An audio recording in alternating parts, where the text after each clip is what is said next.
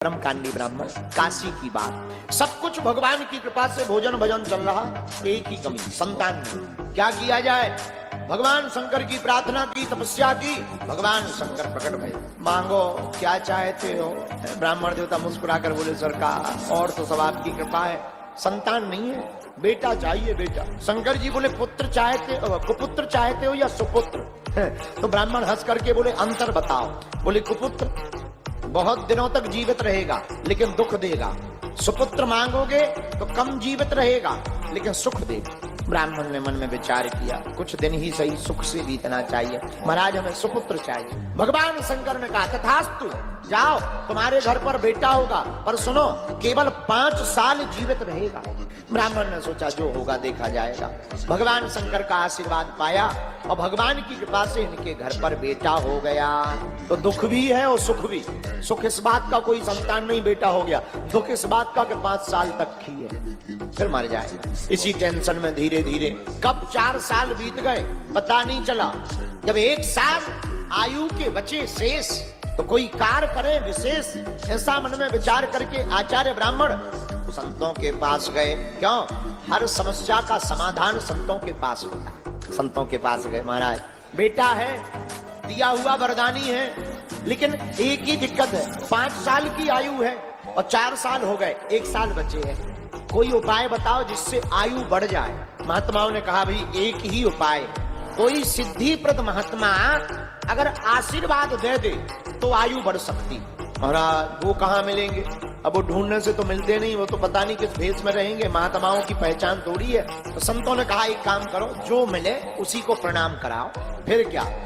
बालक, छोटा सा 4 साल का बालक, सिखा है, मस्तक पर तिलक लगाए, धोती पहने, बड़ा प्यारा सा बालक, चंद्रकला की भांति बड़ा बड़ा हुआ। 4 साल व्यतीत हो गए, 1 साल जैसे ही बचे तो दिन पे दिन ब्राह्मण के ऊपर कष्ट बीतने लगा, चिंता बढ़ने लगी।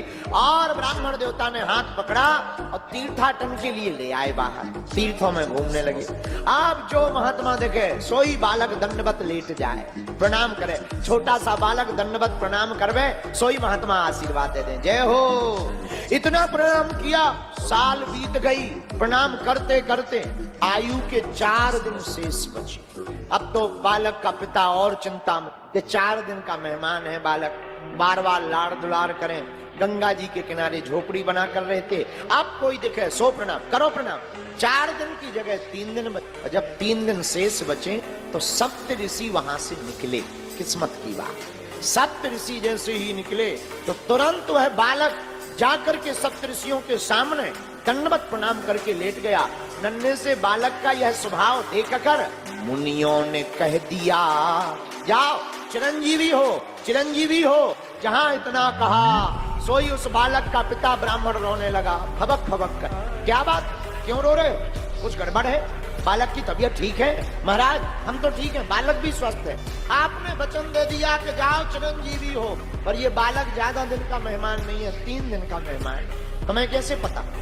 महाराज वरदानी है, देवता ने वरदान दिया था, हमें पता है। सप्त ऋषि बोले, महाराज अब तो फंस गए। एक दूसरे का मुंह देख के बोले, अपन ने कह दिया चिरंजीवी हो, चिरंजीवी हो, 3 दिन में ये दबक जाएंगे, अपना वरदान विफल हो जाएगा। धीरे से ब्राह्मण बोला, महाराज हमें बालक की कम टेंशन है, तुम्हारे वचनों की ज्यादा है। अगर तुम्हारे वचन फेल हो गए तो कौन तुम पर भरोसा करेगा, सब गड़बड़ा जाएगा। महात्मा बोले, एक काम करो, अब वचन विफल नहीं होने देंगे, अपना बालक हमें दे। ब्राह्मण ने बालक दे दिया। बालक लेकर के वह सप्त ऋषि चले, ब्रह्मा जी के पास गए। सप्त ऋषि बालकों को छिपा लिया। सप्त ऋषियों ने पहले ब्रह्मा जी को प्रणाम किया, सप्त ऋषियों ने सीताराम कहा, आशीर्वाद दिया और बालक का तुरंत हाथ पकड़ करके आगे कर दिया। और जैसे ही बालक ने प्रणाम किया तो ब्रह्मा जी भी बोले उठे, बड़ा प्यारा बालक है, चिरंजीव हो जा। जैसे ही ब्रह्मा जी ने कहा चिरंजीवी हो, चिरंजीवी हो, सप्त ऋषि ठहाका लगा के बोले, जय हो। ब्रह्मा जी बोले, इतने खुश क्यों हो? इस बालक को हमने चिरंजीवी का आशीर्वाद दे दिया, इतने प्रसन्न क्यों हो? बोले, महाराज इसकी आयु के दिन 2 दिन शेष रहे, 2 दिन का ही मेहमान है।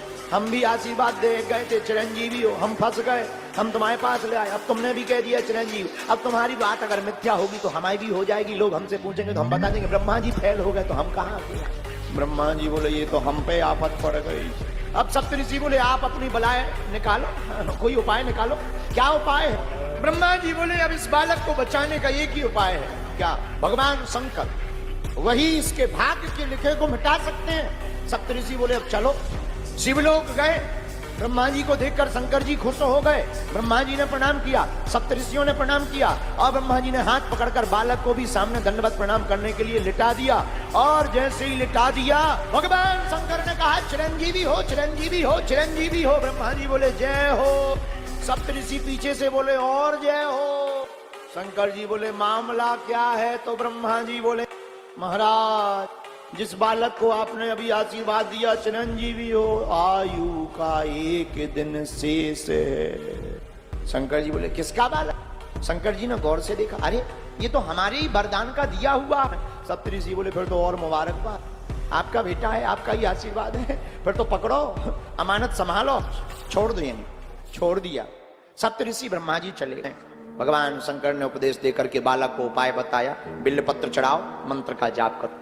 अब वो बालक एक दिन आयु के शेष, बिल्वपत्र उठावे, शिवलिंग पर चढ़ा। दिन बीत गया, शाम का समय हुआ और काल रूपी यमराज फंदा लेकर के आ गया। गले में फांसी का फंदा डाला, बालक फड़फड़ाने लगा, पर बिल्वपत्र चढ़ाना नहीं छोड़ा। जब शरीर में पीड़ा ज्यादा बढ़ गई, शिवलिंग से बालक लिपट करके रोने लगा। बालक की तोत्री वाणी सुनकर के भगवान शंकर महादेव से रहा नहीं गया और भगवान शंकर त्रिशूल लेकर के प्रकट हो गए। यमराज की ओर त्रिशूल लेकर के दौड़े। क्या है ये? महाराज बालक की आयु पूरी हो गई, हम यमराज हैं, आपका बनाया हुआ नियम है, आप संहार के देवता हैं, आपने नियम बनाया है कि जिसकी आयु पूर्ण हो जाए उसे जीने का अधिकार नहीं है, बालक को जीने का अधिकार नहीं है। 5 साल पूरे हो गए। शंकर जी बोले एक बात बताओ, इसे 5 साल की आयु का आशीर्वाद किसने दिया? यमराज बोला आप ही ने, और आप ही ने दिया इसीलिए तो हम लेने आए। शंकर जी बोले तो हिसाब हमारे हिसाब से होगा कि तुम्हारे हिसाब से होगा? यमराज बोला महाराज हम आपका हिसाब सुनना चाहते हैं, आप अपना हिसाब बता दीजिए, आपका हिसाब क्या है? शंकर जी बोले आयु हमने दी, हिसाब हमारा चलेगा। बोले महाराज हिसाब बताओ। भगवान शंकर जी बोले क्रमशः कलयुग द्वापर त्रेता सतयुग, क्रमशः कलयुग द्वापर त्रेता सतयुग जब एक एक बार बीत जाए इसे कहते हैं चतुर्युगी। और ऐसे चतुर्युगी चारों युग जब 71 बार बीतते हैं तब एक मनवंतर होता है, और ऐसे जब 14 मनवंतर बीत जाते हैं तब एक कल्प होता है। ब्रह्मा जी की आयु में बीतत कल्प अनेक, 10 ब्रह्मा बीते बने तब शंकर का दिन एक। और भगवान शंकर जी यमराज को हिसाब किताब लगाते हुए बोले उठा पेन कागज, उठा डायरी। यमराज ने पेन लिया, कागज लिया, बोलो महाराज। शंकर जी बोले लिखो ऐसे दिन के मास गिन, ऐसे दिन के मास गिन, मासों के पुण्य वर्ष, ऐसे 5 वर्ष ही रहे बालक यह पृथ्वी पर साहर्ष। यमराज ने गुणा भाग लगाया, 12,000 करोड़ साल के ऊपर आया। यमराज बोला जब 10 ब्रह्मा बदल जाने तो यमराज तो करोड़ों बदल जाने। महाराज हम तुम्हारा हिसाब किताब समझ गए, अब हमें नहीं पढ़ना है लफड़े में। तो फिर क्या? बोले जब महाराज 10 ब्रह्मा बदल सकते, यमराज की कौन गिनती, कौन हिसाब किताब लगाया? तुरंत कागज लिया, दोनों पेज फाड़ दिए, आयु वाला भी फाड़ दिया, गुणा भाग वाला भी फाड़ दिया। और बोले महाराज अब जीने दो। वही बालक बड़े में बड़ा होकर के मार्कंडेय मुनि बन करके पूरे जगत में पैदा हुआ। वीडियो अच्छी लगी हो तो वीडियो को लाइक करें और चैनल को सब्सक्राइब करके बेल नोटिफिकेशन को ऑल पर सेट करना ना भूलें। जय श्री